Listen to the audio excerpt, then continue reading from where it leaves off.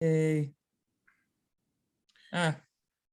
So yeah, first things first. The final cuts. Are we happy? Were there any surprises? What do you guys think of the final cuts?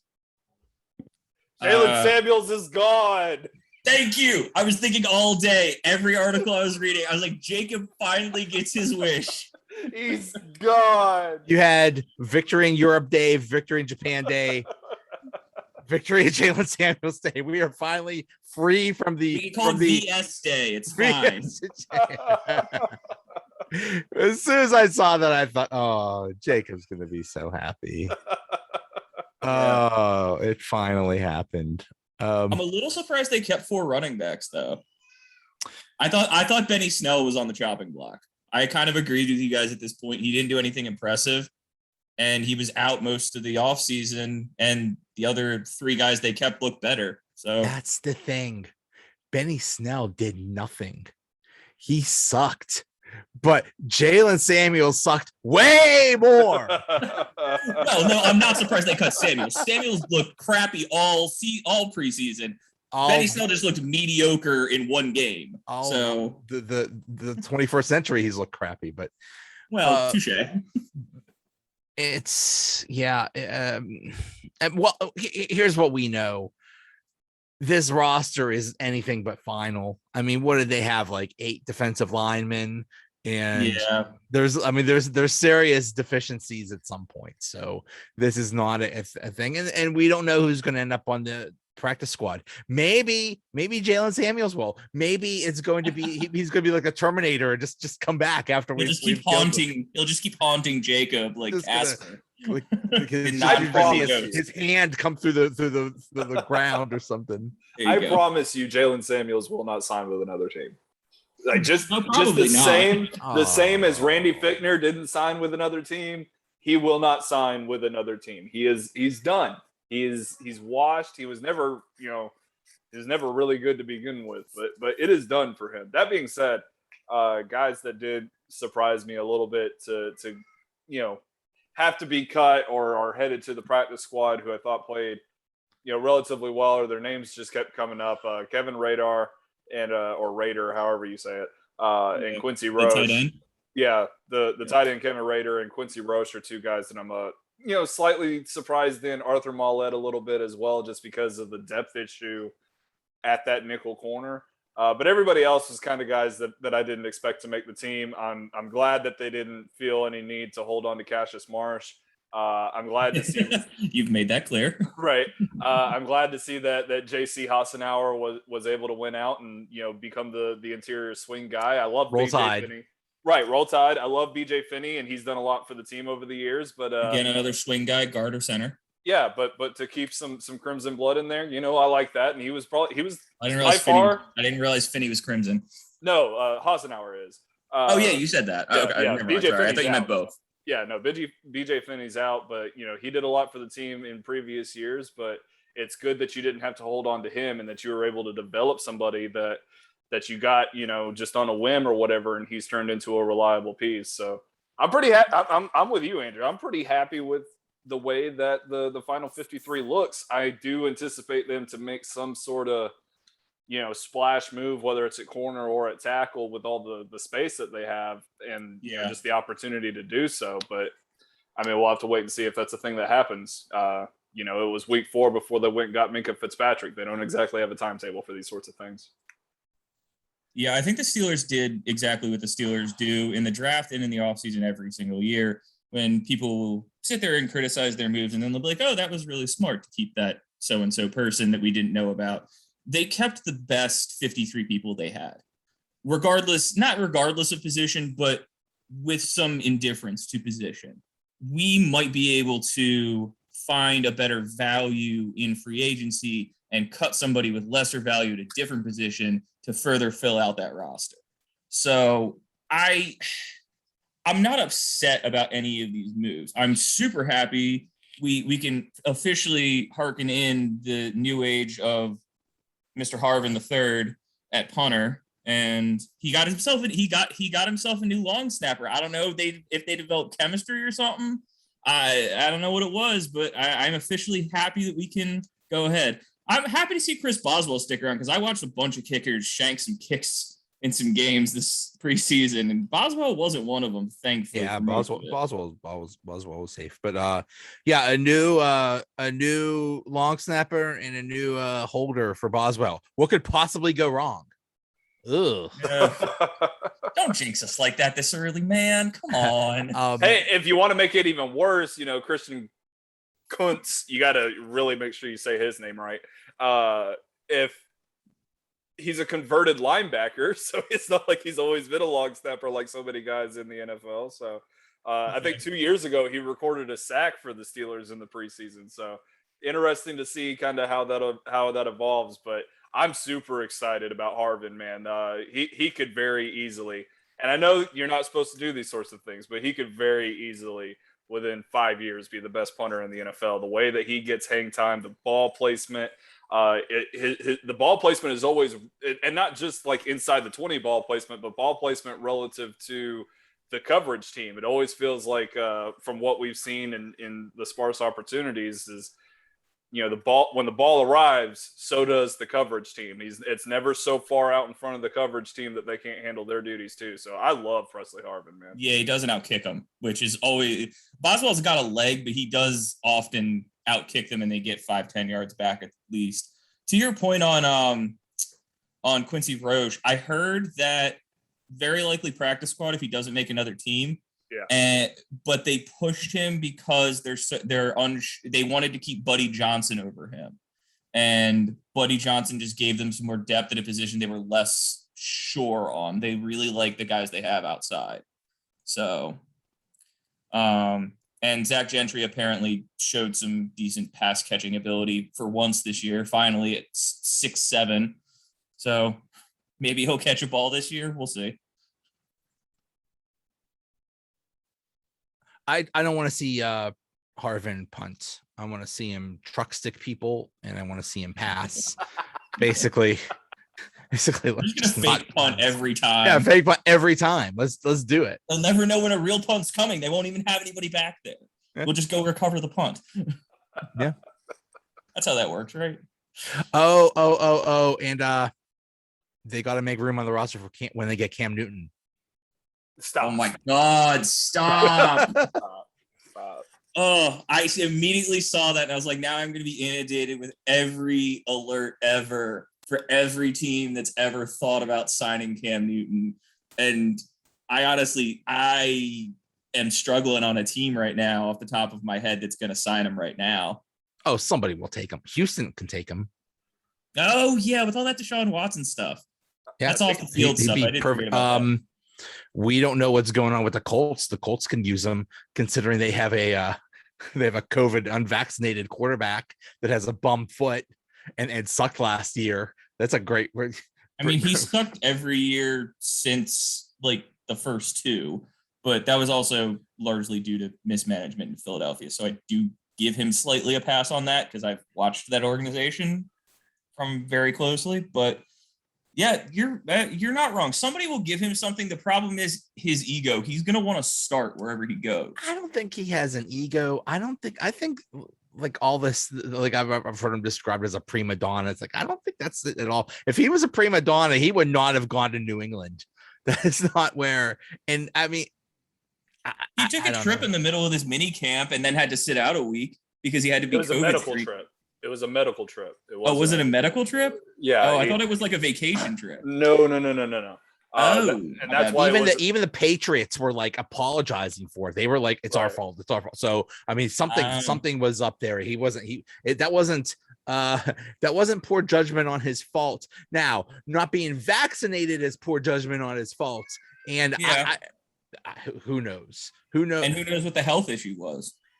That puts some red flags up for a lot of teams. I read the same articles that probably you both did as soon as that news dropped that, oh, the Steelers signed Cam Newton. No, the Steelers will not sign Cam Newton. Here's a test to know if any writer or whatever news outlet has any clue what's going on with the Steelers. If any of them said, maybe the Steelers will get Cam Newton, then they don't have a clue what they're talking about.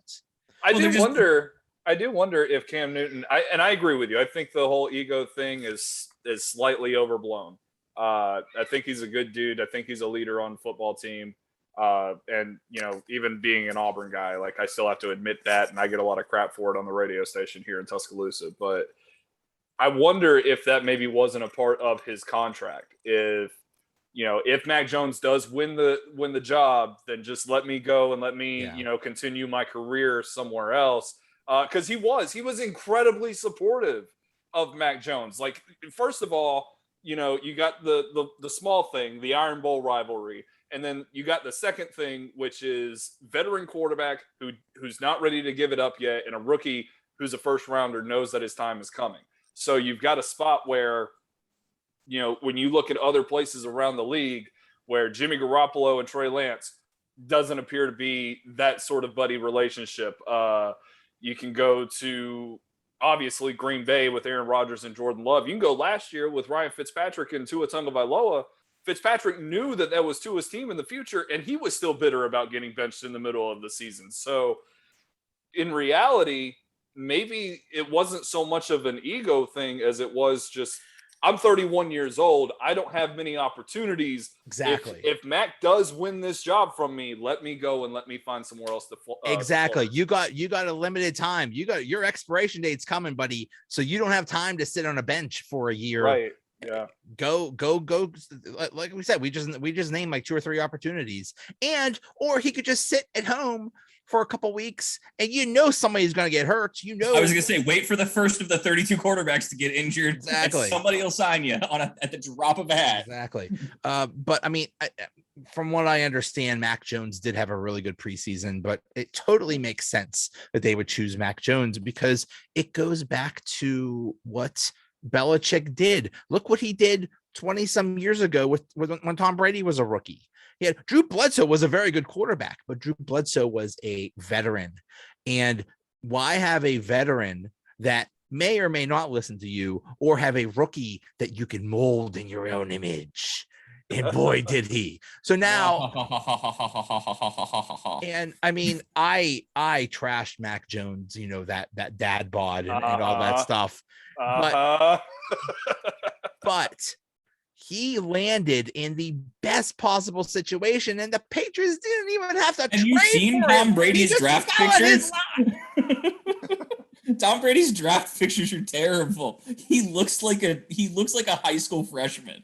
Like, oh man, he looks like every before picture in every weight loss commercial. He looks like Skinny Steve a little bit, to be honest with you.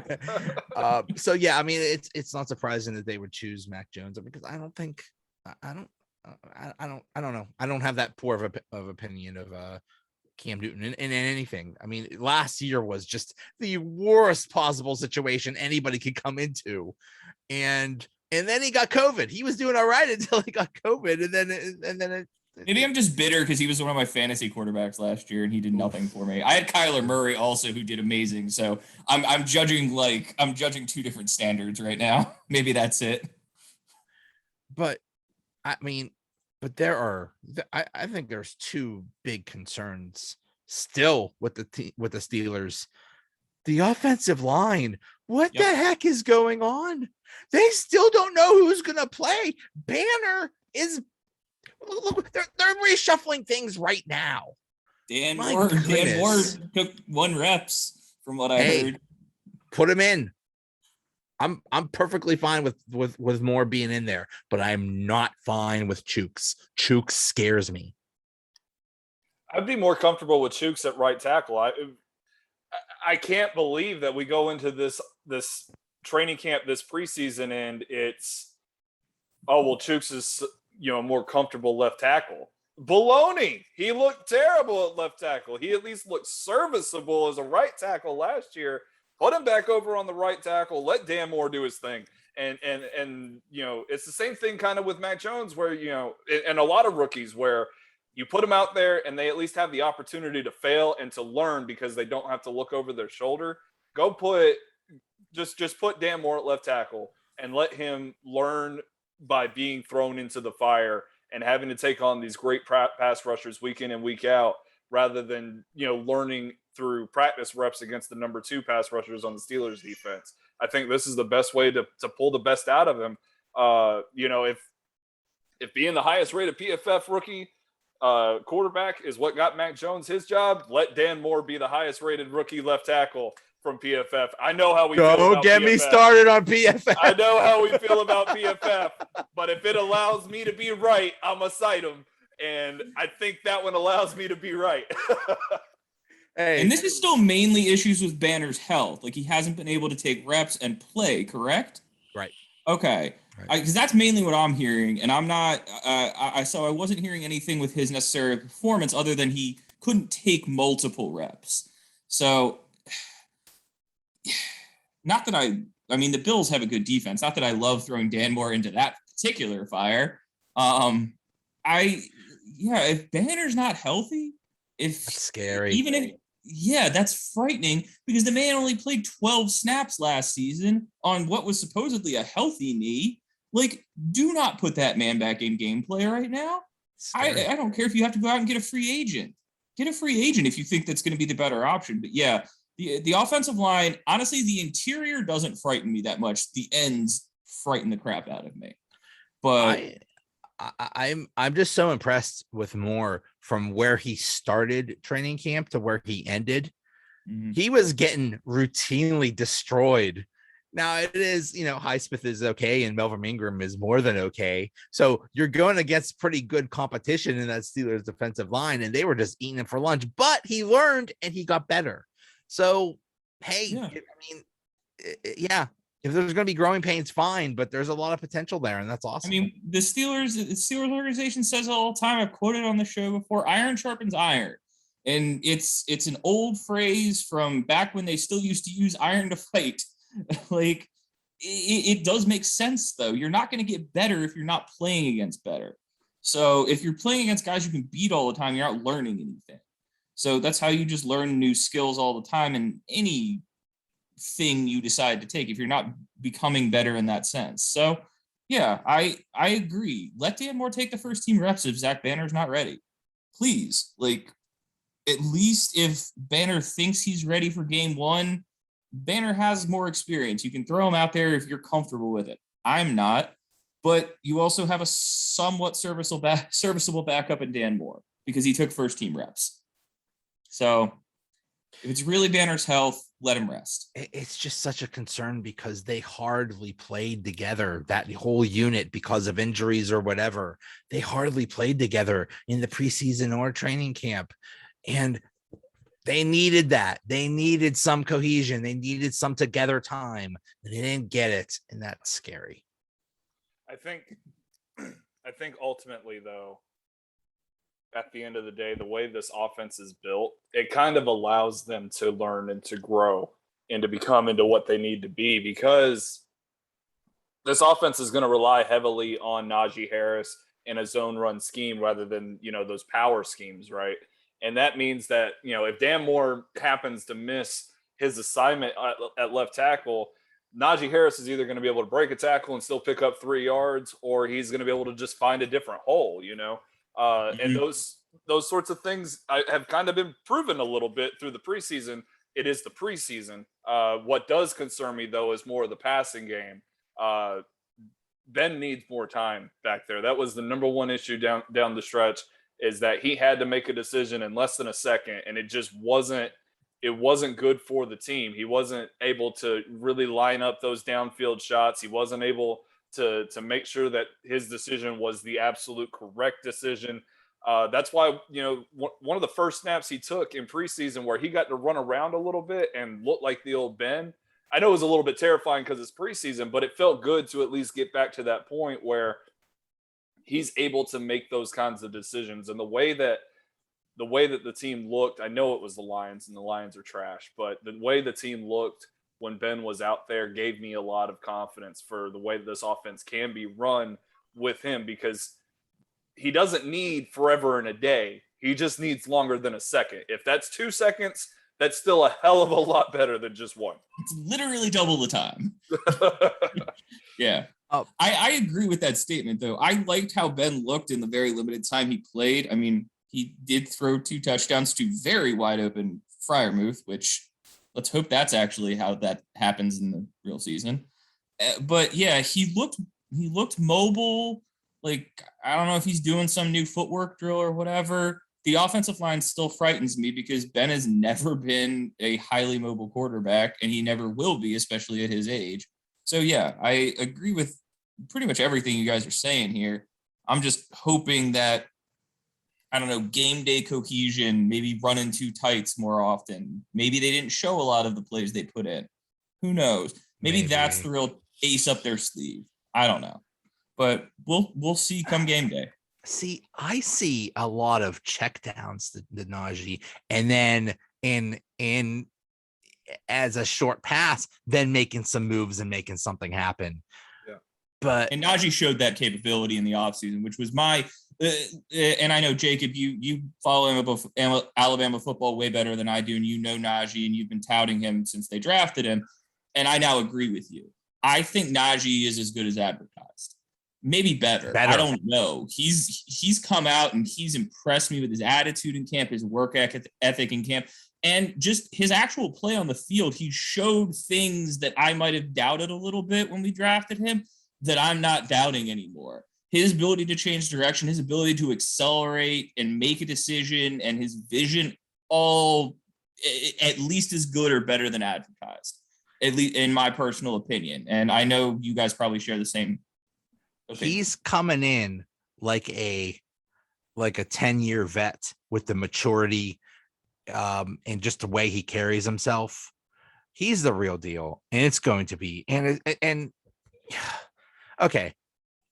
Offensive line sucked last year. Possibly the offensive line sucks this year, but we actually have a running back now, and it's going to make a big difference.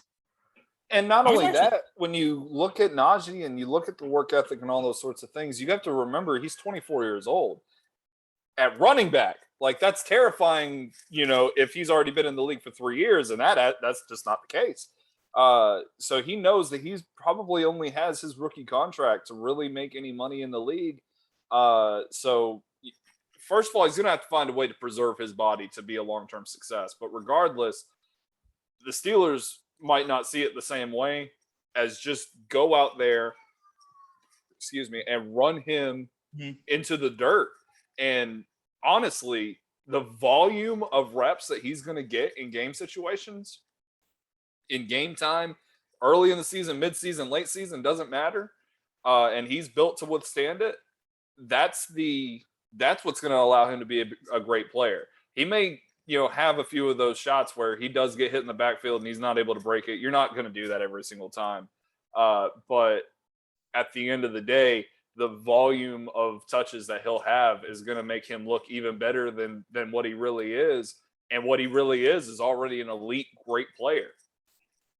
Yeah, I'm kicking myself for not getting him in fantasy. Every other says, "Oh, game is taking round, game is taking round." I was like, man, I should taking him early.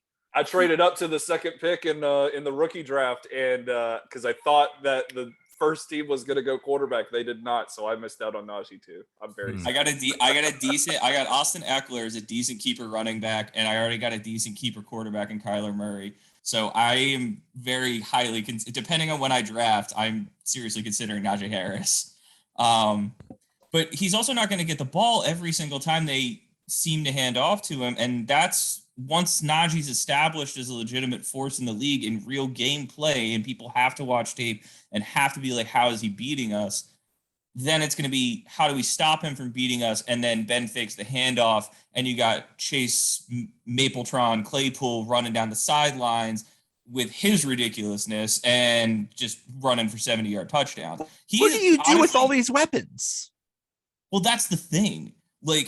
That's the thing. If you can open up space, that was the biggest problem with the Steelers, was opening up space. They did all this dink and dunk, these bubble screens under Fickner, and they didn't let Ben do what Ben does and throw it down the field and let his receivers compete for footballs. Yes, that's a double-edged sword, and yes, that sucks. But you now have, how did Chase Claypool, 6'4" or something ridiculous? He's like Megatron size, and hence the name. I just forgot Mapletron, that. Yes, which he hates. Forgot that. and Juju over the middle and Deontay in space and even James Washington running those streak routes down the seam or something like that and just competing for balls. Ray McCloud even showed he could get some separation and find open spaces in the preseason.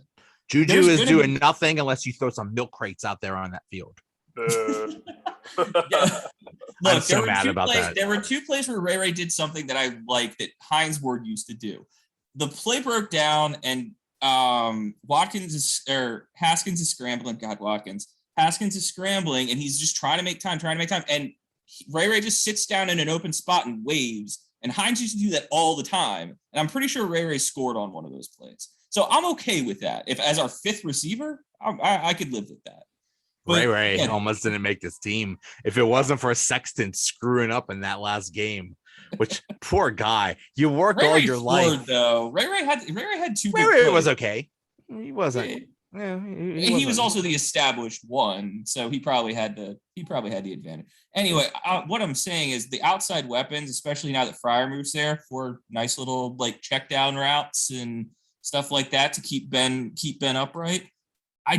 I'm worried about this offensive line, but I'm also not terribly worried about this offensive line because I think they'll gel as the season goes, and the rest of the team is also there to support them.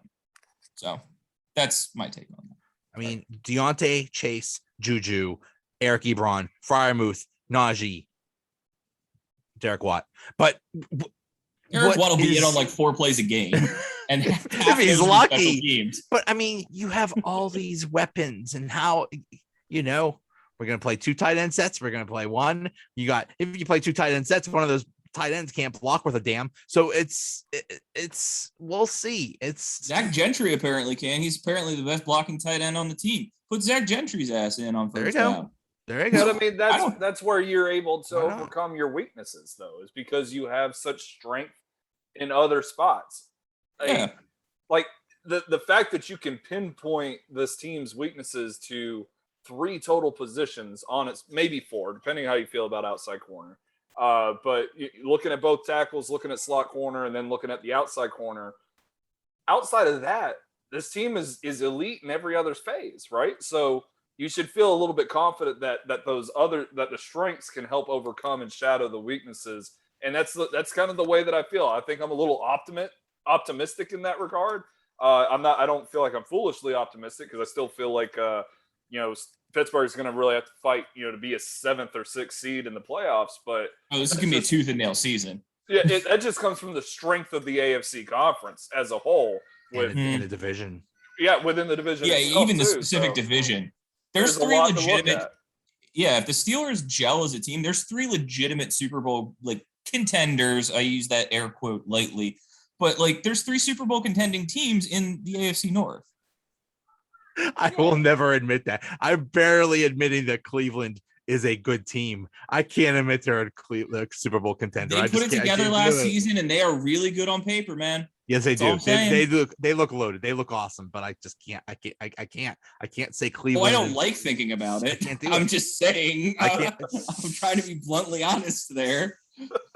No. To your point. To your point, Joe or Jacob, I think they did a lot of really smart off seasons things, specifically at linebacker to shore those up because we had a lot of questions there, especially at outside behind Watt and Highsmith, who was going to be their rotational guy, and then they got Ingram, and then Spillane was an absolute liability in coverage for a little while, and then they got Ingram for nothing. They got I know. They got Schobert for nothing. I know. That's why I'm saying they were. It's amazing. It's absolutely amazing. Thank goodness Urban Meyer is in the league for now, and just somebody that's stupid is in the National Football. Who I really wanted. This is a major thing that I really wish the Steelers would have done. I wish they would have traded for Gardner Minshew. Oh, Gardner Minshew. What? Wow. I think that's a legit backup quarterback. He's a lot better than people give him credit for. The Jaguars front office tanked last year, not him. If you look at his numbers, if you look at his performances, if you look at the fact that he was Well, I mean, just look at the fact that he was healthy at the end of last year, but they continuously kept putting out quarterbacks that they knew couldn't perform as well as him. These injuries would just pop up. Jake Luton starts playing good. All of a sudden, he's injured. I'm not saying it's a conspiracy, but I'm saying our truth is around the corner, saying it's a conspiracy and somebody should give him some attention and then give him the 24/7 title. That's all I'm saying. There's something going on in Jacksonville because they wanted to make sure that they could have Trevor Lawrence, because why the hell wouldn't you? Remember, that was the Jets. That was the Jets to lose, and they won a meaningless game against, I think, Oakland. And they gave they seem to be doing okay with Zach, but still, they gave away Trevor Lawrence for a meaningless game. Exactly. So, I mean, but I think you're onto something with your point there, though. And I kind of touched on it a little bit earlier, to get Schobert for next to nothing. Brilliant move, by the way. I love Robert Spillane. I think he is a true Steeler, but the fact of the matter is that he is a total liability in coverage. Great special teamer. That's where he belongs. And stay on a special team. And a good run blitzer. I will give him props on that. Absolutely. But you're not playing Derrick Henry every week. So you got to be able to cover. And he just can't do it, man. If they banned the forward pass, Spillane would be an all-pro. Exactly. But that's not the reality. So he's going to have to make like Tyler Matakevich and make his money on special teams. And who knows, he might do it, Oh, my God. But to get those two guys on that defense and shore up two weak spots in the defense, because now we don't even think about those as weak spots. We think of those spots as strengths. You can do the same at that slot corner. Washington let go of a respected slot corner today. You can find somebody out for that other outside corner. Drake Kirkpatrick is a guy that's available who's played good football on the outside. There's so many good guys. It's hard to find offensive tackles right now, and that's understandable. It'd be hella hard to be able to trade for one.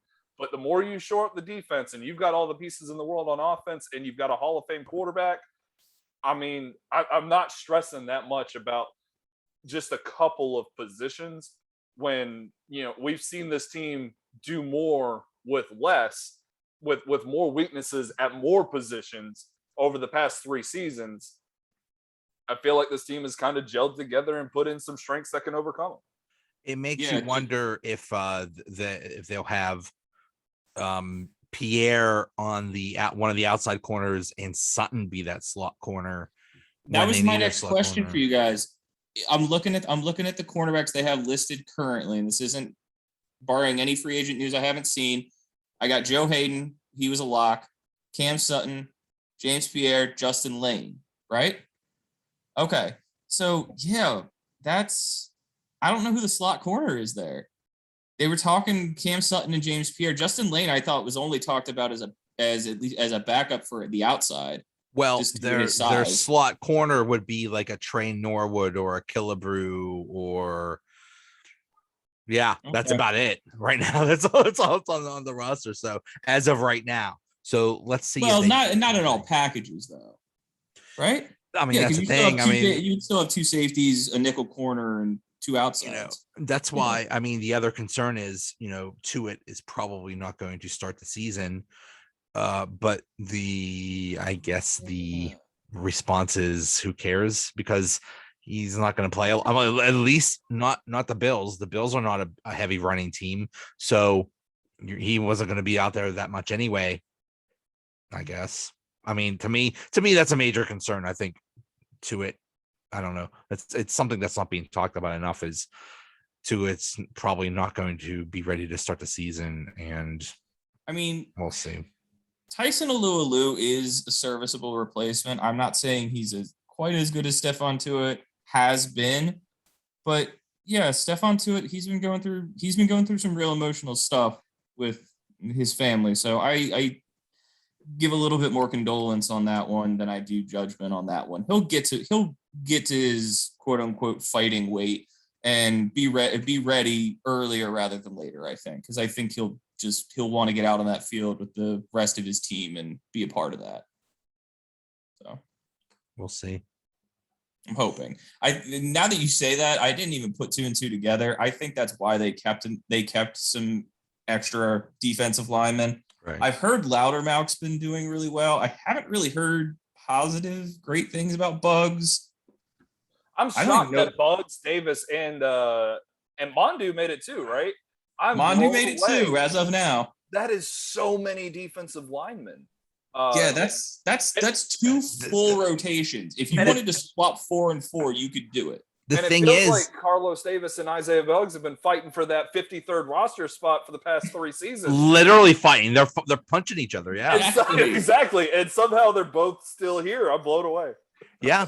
I from what I understand, they all had good camps. All those defensive linemen, but still, that's a lot of linemen. I mean, they might be holding on because they think the defensive line pool is weak. And they might see if they could trade somebody or something. I don't know. This offseason stuff gets so confusing. I can barely tell who is where. So I was only paying attention to the Steelers and the Eagles. And yeah, so I like what the Steelers did. I'm sad we only could see Tuitt out there on the first day, but yeah, I like what they did with the roster. Do you think they have a chance against the Bills? That's the thing going into this season is like this team has a lot of question marks. And so if those question marks turn out positive, I think they could stick with any team. And when you have Ben Roethlisberger in back there throwing the ball, Chase Claypool, Juju, Deontay catching the football, like if they need to score in like the end of the fourth quarter to win it, I wouldn't be. There's teams I would put behind them for that. I think they're equipped to win in difficult situations, especially like Jacob said with the defense that they have. So the defense is going to keep them in games, I think. I agree. I think that this team can hang with just about anybody, but when it comes to the Bills, fact of the matter is on paper they're the better football team. Oh, definitely. And that makes it difficult. It's in Buffalo, right? Yeah. In Buffalo for the first time in like over a year with fans. Is this a full stadium? I believe so, yeah. Oh. Yeah. Oof. They're gonna. Walmart better be stocking up them tables, man. Because I was gonna say the milk crates from Juju will be covered by tables. I think the Steelers actually have the element of surprise. They have a new offense, a new offensive line, and a new running back, basically a new weapon. I think they might, the Bills really don't know what to expect. And they think they do because they've had the Steelers numbers the past 2 years where they've been able to just pick this team apart and really dominate them. You got a point there. I don't think you've convinced me, but I think you got a really strong point there. That's the thing. They still remember last year when Ben had that pick 6 in the first half, and then the second half, basically Josh Allen and Diggs just picked the Steelers' defensive backfield apart. They're going to remember that.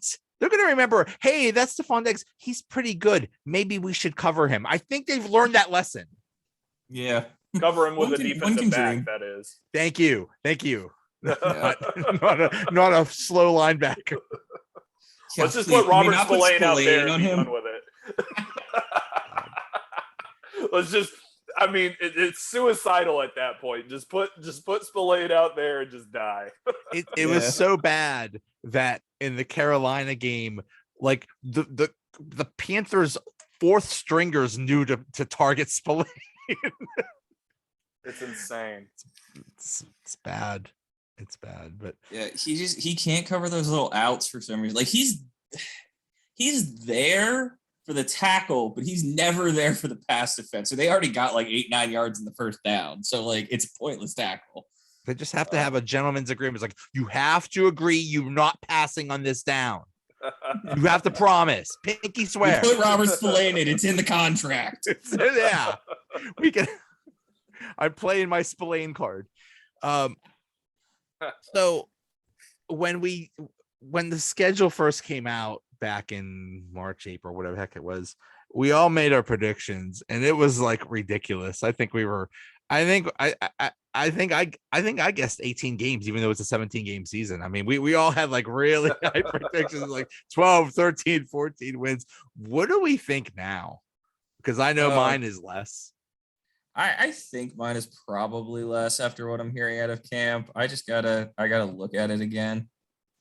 I don't remember what I had, but I feel like I wasn't that high. I think I'm still. You were the lowest. You were the lowest of us three, but we were all within like 4 or 5 games of each other, like from top to bottom. I think we were like 10, 11, 12, or 11, 12, 13 or something like that. Yeah. Or I just. But 4 games is a hell of a lot. 10-7 is a lot worse than 14-3. Valid. But I think that's where I'm at. I think I'm around 9-8, 10-7. And I don't think that means like the team is mediocre. I think that's just realizing that the Steelers have the toughest schedule in the NFL, and they still have a good enough roster. If they're able to stay healthy and they're able to execute game plans, like Andrew said, they can play with anybody. That doesn't mean they can beat everybody. It's just not the reality of the NFL. But as long as they're able to stay healthy, I still think they're a playoff team. But 10 wins, as we saw last year, with the Dolphins still missing the playoffs, the AFC is so stacked. 10 wins in a 17-game schedule may not be enough to make the playoffs. Which is ridiculous. There's so much unpredictability from season to season. You know, the teams that we think are locks, some of them might not make it. Some of them, some crazy team from out of nowhere is going to have a great season or something like that. I mean, I got a buddy that's a Bears fan that's swearing up and down there, "I'll whip our ass on November 8th." So, hey, are they going to let Justin Fields play? Seriously, they're starting Andy freaking Dalton.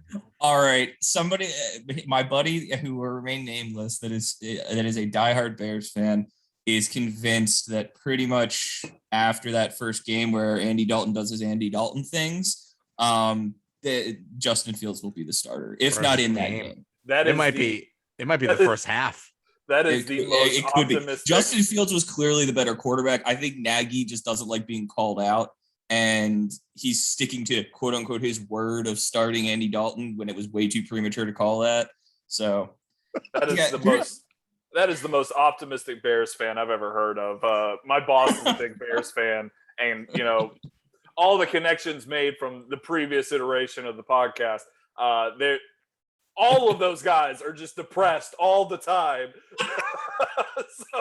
They have been the past few seasons. It has not been a good few seasons for them. You want to ruin a Bears fans' day? Just say double doink. I mean, double doink. Yes, that gets said very frequently when field goals are about to be kicked. Brutal. Imagine having one of the most storied franchises in the league, but you only got one ring. That is tough. And they haven't really come close for decades. Nah, they went to that one Super Bowl where they lost to the Colts when Urlacher had Rex Grossman as a quarterback. Bro, they didn't have they had Rex Grossman as a quarterback, but they had Brian Urlacher too. I mean, they even got an assist from the weather, and all they had was Devin Hester. I mean, summon rain to fight Peyton Manning, and Peyton Manning still won. Like, come on. I fought the rain. God is like, I'm trying here, guys. Yeah. That's the thing. So you asked me about the schedule, and I'm looking at the schedule, and yeah, there are teams on here. If I was being honest with myself, probably we beat the Browns once, hopefully, and we beat the Ravens once at least. I don't think the Bengals. You don't think we beat either of them?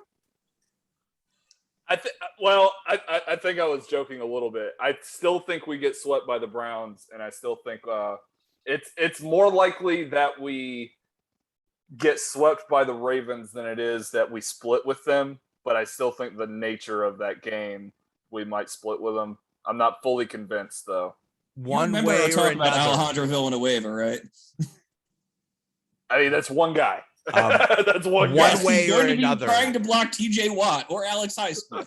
It's one guy. Oh, it's gonna be so much fun. It's gonna be so much fun seeing Villanueva fail. But anyway, I think one way or another they go 3-3 in the division. Whether that's sweeping the Bengals and getting swept by somebody, so be it. But I think that's fair. I 3-3.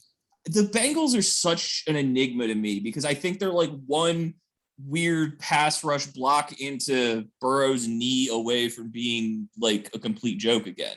And they didn't do anything to bolster their offensive line. So have you seen Jamar Chase? Hasn't he been dropping everything though? There? If you thought Deontay Johnson's case of the drops was bad, watch he Jamar can't Chase. catch anything. Terrifying. I'm glad that's the same stuff I've been seeing.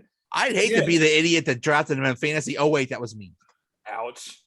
You gotta wait till after they cut the roster. That's when you get your really deep picks. Wasn't my choice. It was not my choice. But I'm looking at the out of division games. You got the Seahawks. They're gonna be tough, but are the Steelers, are they unbeatable in that? No. Same with the Bears. Same the Lions. We should.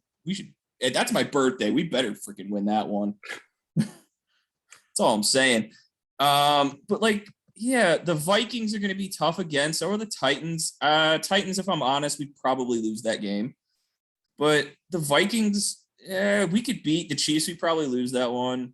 And then, the season is going to come down to at Chargers and at Vikings. Yeah, maybe. I don't know how good either of those teams are going to be this year. I don't think the Vikings will be very good. But Joe, earlier you said a team is going to come out of nowhere and gobble up one of those playoff spots. You look in the East, there's 3 playoff teams there.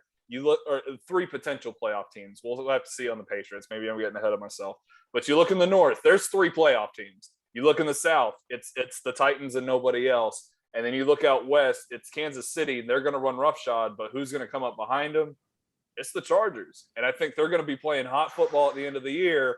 And that's not a good thing for the Steelers if they're not doing the same. Chargers could be scary. I don't respect the Broncos and the Raiders. But the Chargers I could see doing something. That is the roughest part of our schedule is the last 6 games. You got Ravens, Vikings, Titans, Chiefs, Browns, if they're good. We're not apparently 100% confirmed on that. And then the Ravens to finish off the season, who maybe if they're that good, they're coasting at that point. We get a free W there. I don't know.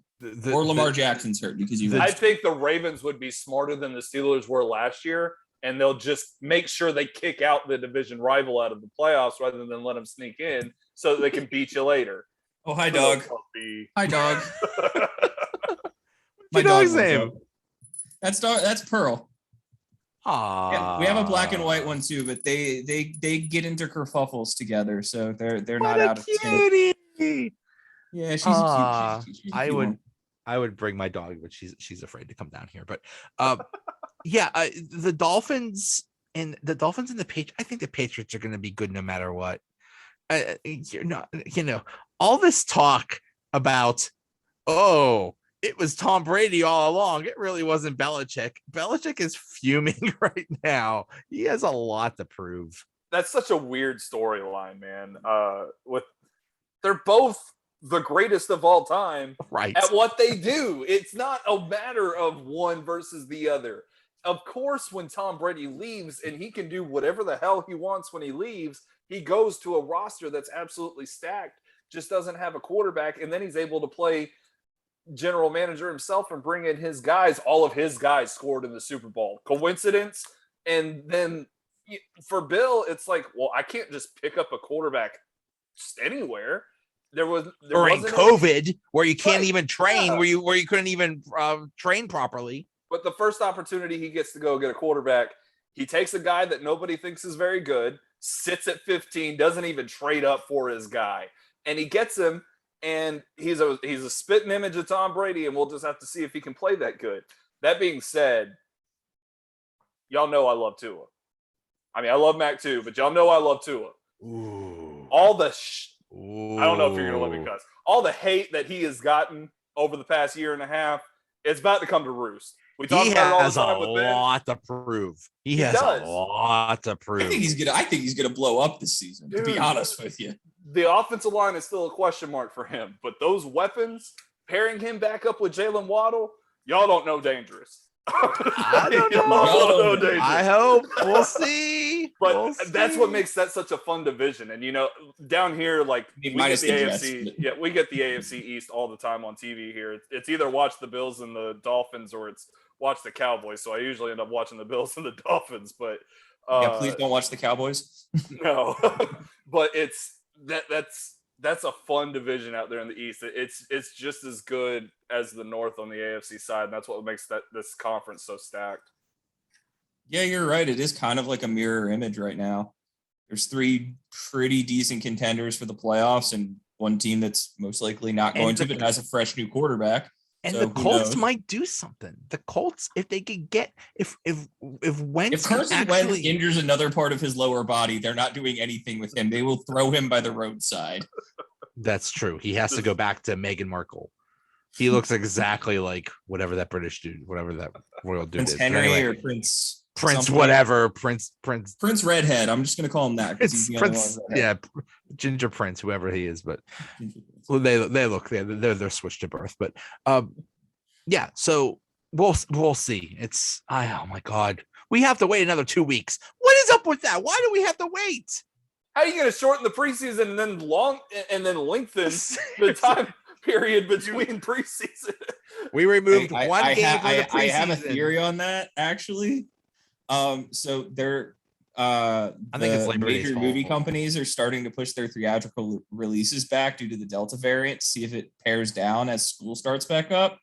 And I have a very sneaking suspicion that the NFL is going to pull the same trick in the next week. So, Joe, I know you've been really looking forward to going to your games, but I cross your fingers and toes, man. I don't have high hopes for this. I think it'll be okay. I hope it'll be okay. No. I really do. I want picks. But they're going to keep pushing through on that. I would speculate that it has more to do with the fact that next week is the start of college football. And ESPN wanted to make sure they got the most money out of that. Yeah. Look at last year. There were so many COVID outbreaks, and yet the NFL did not lose one game. They're all about the money. They're not going to lose that attendance revenue again. If they go and they might go and just shoot unvaccinated people, just start popping people off just to make sure that they have full attendance at the doors. Yeah. If you have that vaccination, be sure to double check down here in Alabama, please. Not all of us are ignorant. I mean, they got vaccine detecting scopes. That's fine. Right. I think they're going to make rules like for the players, like, okay, if you're not vaccinated, then we're just going to randomly stick pins and needles into you when you're not looking or something like that. Well, they'll get acupuncture after the game, right? I mean, just sneak one in there. That one hurt a little bit more.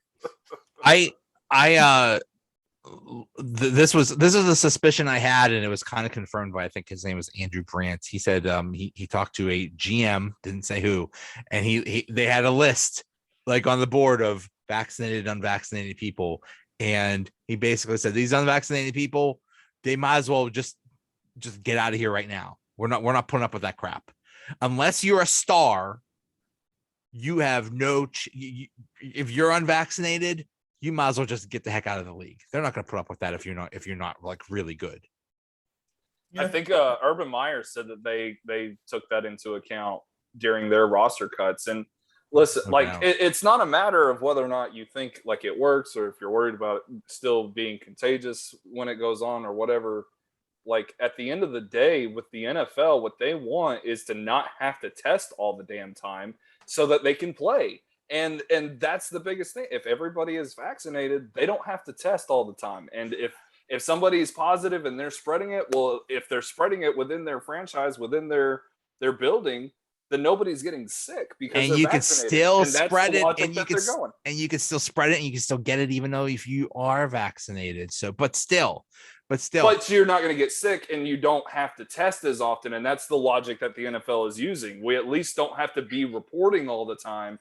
And we at least don't have to be in this spot where it's like COVID. We're just playing the game because we're all vaccinated and nobody's getting sick.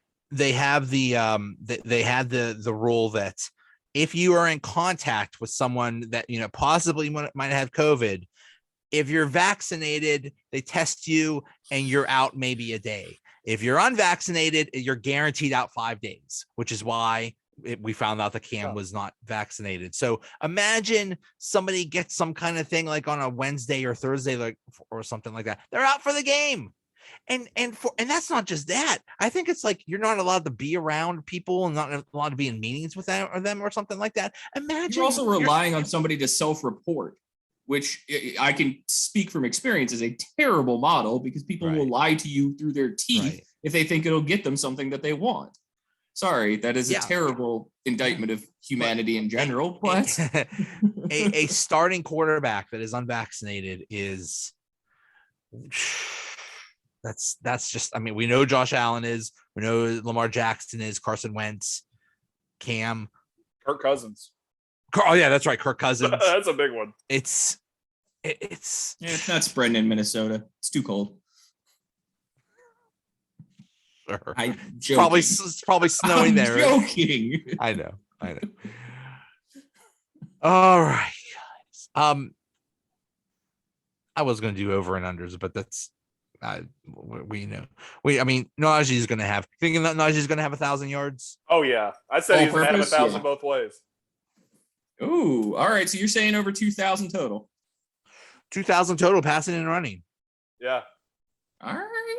I don't know. I'm quite willing to go with Jacob quite that high, but I definitely say he has he's well over 1,000 total. For reference, I've been on this take for a long time, and I've been on this take longer than I've known that only 2 people have ever done that in NFL history.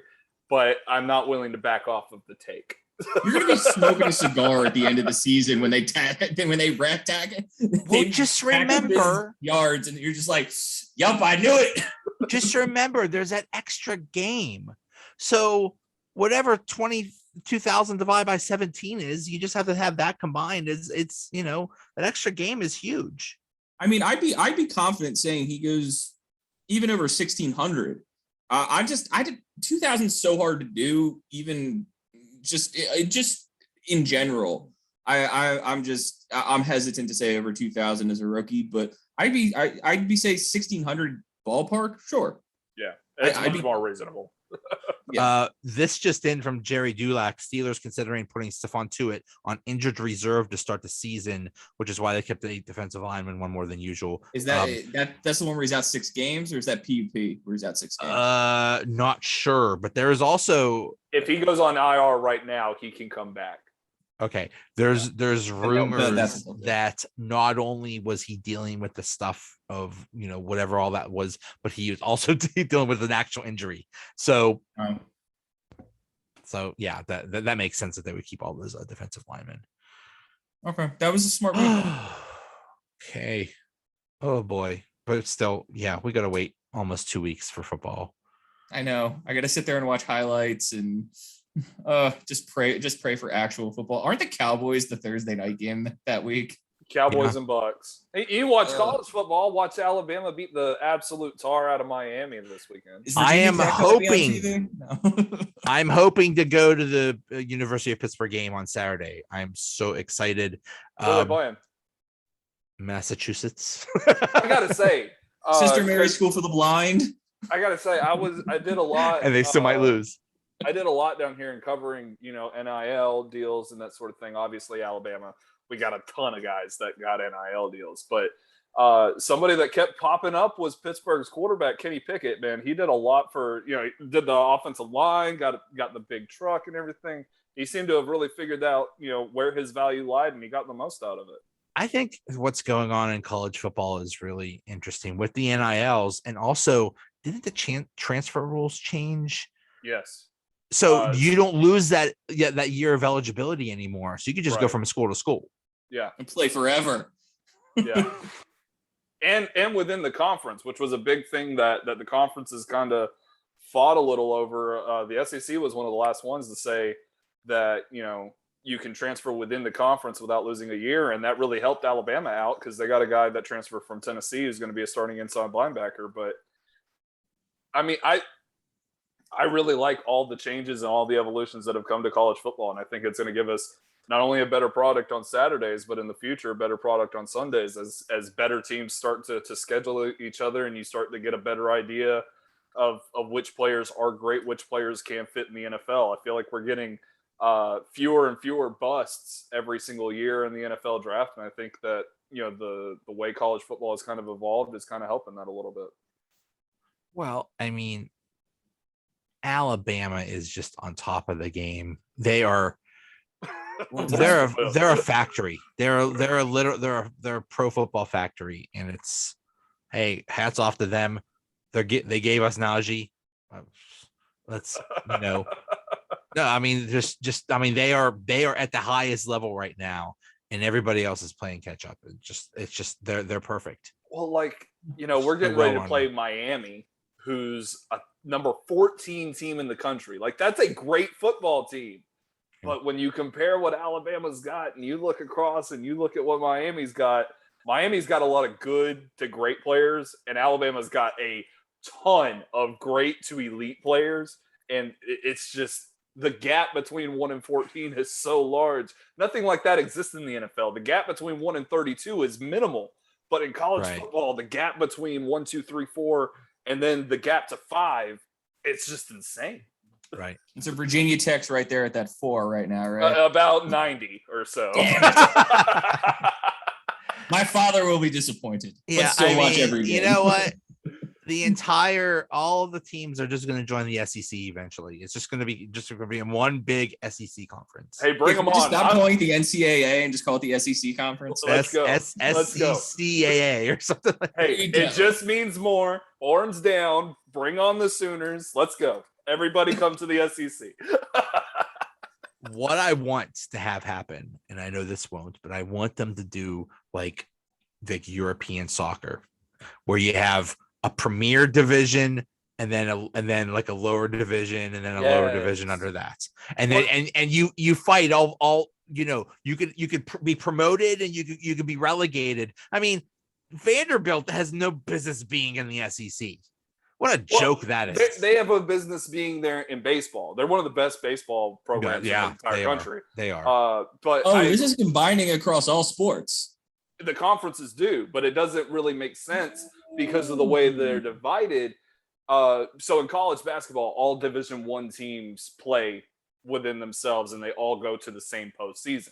But that's not the case in football. In football, it's split in half. But then the FBS, which is the top one, is split in half again, but it's not official. So you still have Alabama, Clemson, Ohio State, and Oklahoma, the elite programs.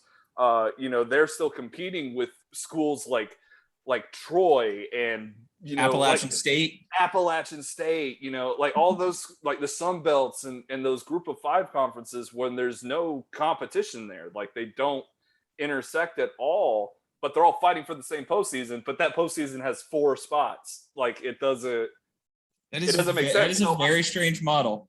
So I agree with that. Split the Power 5, which is something I felt like the Oklahoma-Texas thing was going to be able to help to do. But I think this alliance thing with the Big Ten and all you Yankee liberals out in the Pac-10 and the Big Ten, and I'm joking, but all that that alliance is kind of.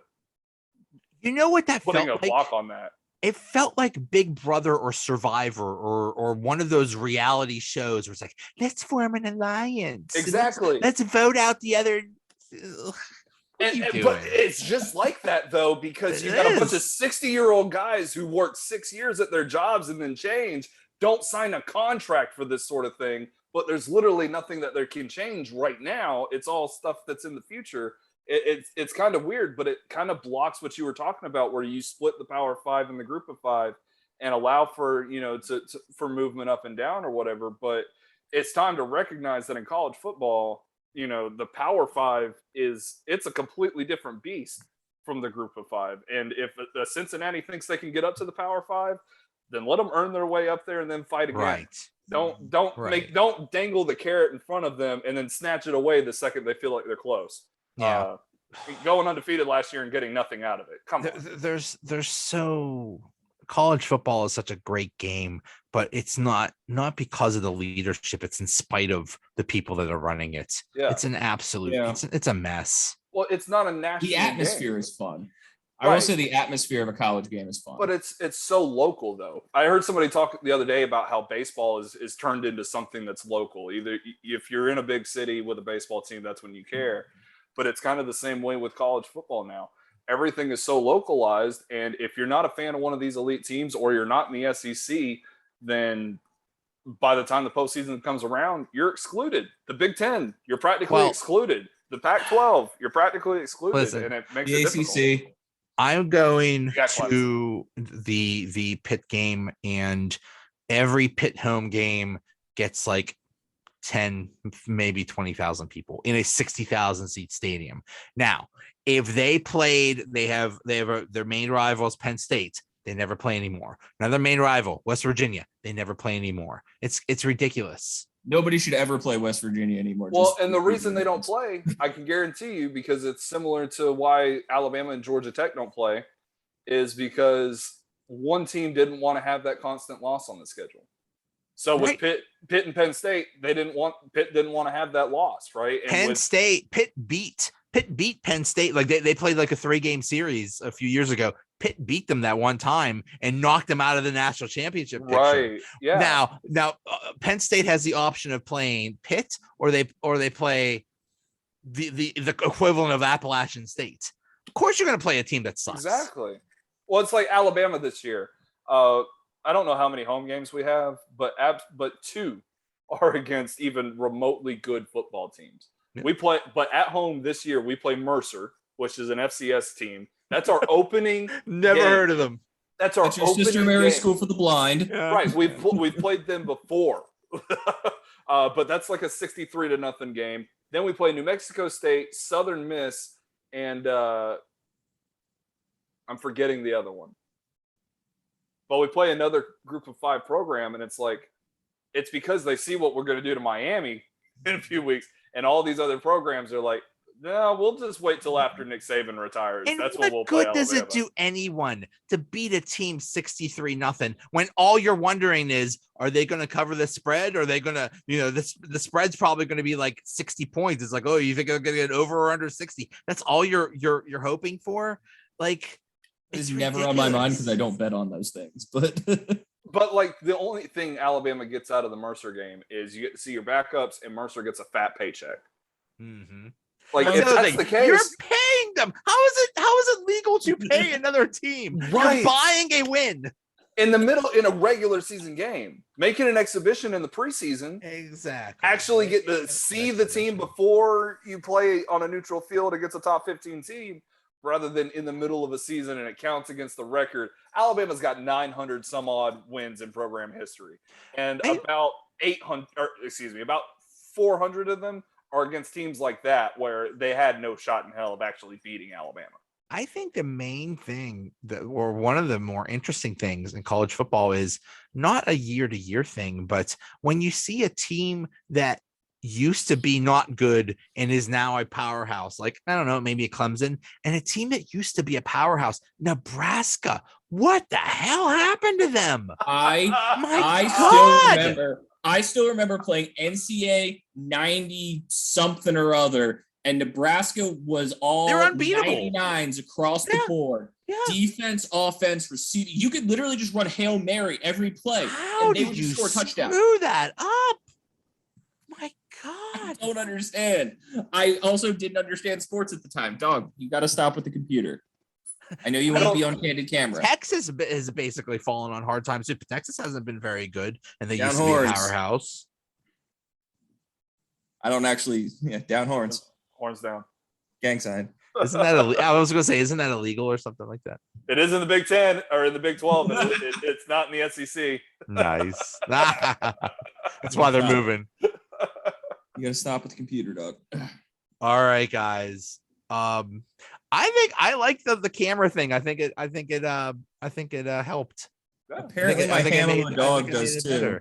What a cutie! She is. Can you hear me? She doesn't understand what's happening. say hi again, Joe. I want to see if she notices. Hi. Yeah, she kind of did. What's her name? She's also kind of a derp. So what's her name? Oh, her name is Pearl. We just call her Derp because she just kind of like does goofy things all the time for no reason. Pearl. Oh, no, no, it's just that I'm cuddling her, and she loves to give kisses, and so that is her thing. She's happy. Yep, that's her love language. Guys. All right, that's enough. Thank you, Pearl. Guys, thanks so much. This is awesome. All right. Hey, Jacob, good to see you again, man. Yeah. I'll take it easy. See you. Take it easy, everybody. Take care. Bye.